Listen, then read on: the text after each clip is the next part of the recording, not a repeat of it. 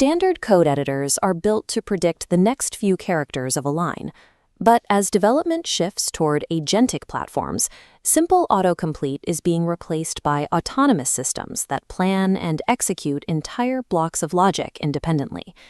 Google Antigravity 2.0, running on the Gemini 3.5 Flash model, provides a command center to spawn and manage these autonomous AI agents.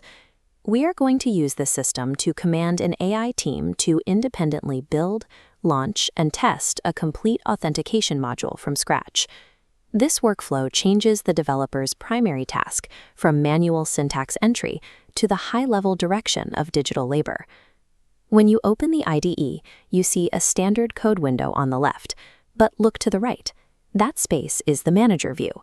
Here, you organize directives, group conversations into projects, and branch across multiple workspaces simultaneously. Let's start the build. In the manager prompt, type "Build a new authentication module" and hit Enter. The system immediately reads that directive and breaks the task down, spawning distinct AI subagents to tackle each individual component. This diagram illustrates how these agents execute their assigned tasks simultaneously.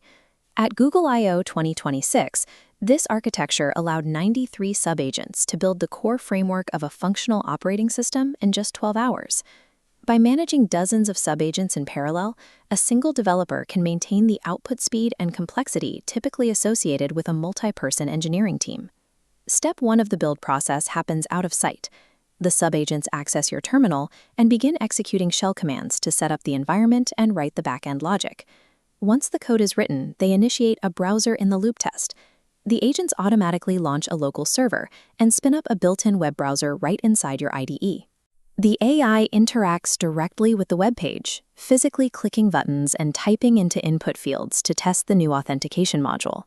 While the AI works autonomously, you still need to verify what it built. Instead of reading through hundreds of raw code logs, you navigate to the dedicated Artifacts folder. This folder structure shows the concrete deliverables generated by the agents, step-by-step implementation plans, screenshots of the finished UI, and video recordings of the browser tests. These artifacts serve as your proof of execution. They allow you to confirm the module functions correctly without forcing you to audit the underlying code line by line. Running dozens of parallel agents locally requires an immense amount of processing power. This gauge represents typical compute usage. If you leave these agents running unmonitored, they can drain your weekly compute caps in a matter of hours. The drain is so severe that Google tripled the usage limits for paid users twice within the first week of launch. Beyond the compute costs, there is a second major friction point: the drop in manual control. Because Antigravity prioritizes autonomous execution, many of the standard manual coding tools you expect in an IDE have been removed.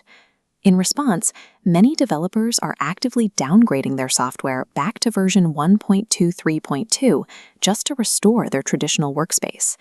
Adopting Antigravity 2.0 requires a trade-off. You gain autonomous power, you lose granular control, and face intense resource budgeting. By managing this process, you now have a fully functioning authentication module, complete with test recordings and documentation, built entirely by your local agents. To expand on this, you can utilize the Antigravity CLI to run these autonomous coding agents directly from your terminal, or use the Antigravity SDK to prototype custom agents using simple Python scripts.